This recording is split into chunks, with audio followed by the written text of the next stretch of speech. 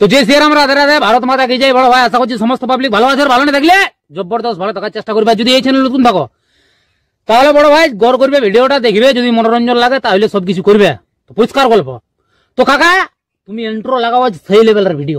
নমস্কার, welcome to my YouTube channel, Vivek Status Editing. Please one like and one comment.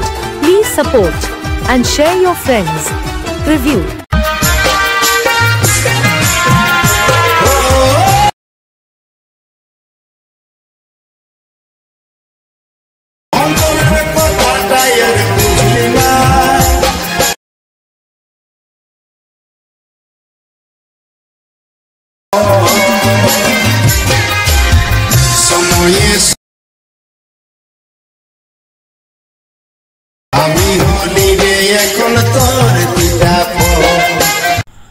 Hello guys, আজকে যে preview status ভিডিওটা দেখলেন, এরকম নিজের ফটো দিয়ে কিভাবে স্ট্যাটাস ভিডিও এডিটিং করবেন সেটা শেখার জন্য ভিডিওটা পুরো শেষ পর্যন্ত দেখবেন, না স্কিপ করে। এরপর অ্যাডমিশনটা ওপেন করে নেবেন।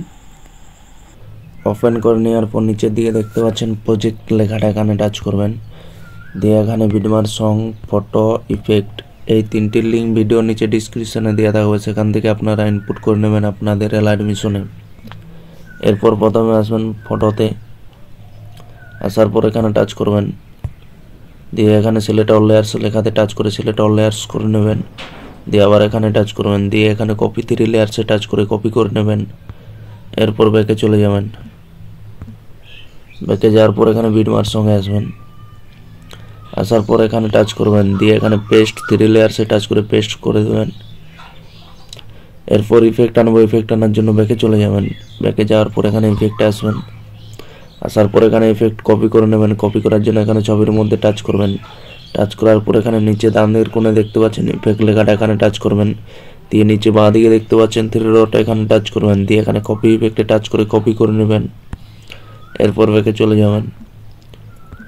ব্যাকে যাওয়ার পর এখানে বিটমার্ক সঙ্গে আসবেন। আসার পর এখানে ছবির কাছে আসবেন। দিয়ে এখানে ছবির মধ্যে টাচ করবেন। টাচ করার পর নিচে ডান দিকের কোণায় দেখতে পাচ্ছেন ইফেক্ট লেখাটা, এখানে টাচ করবেন। দিয়ে নিচে বাঁ দিকে দেখতে পাচ্ছেন 3 ডট, এখানে টাচ করবেন। দিয়ে এখানে পেস্ট ইফেক্টে টাচ করে পেস্ট করে দেবেন।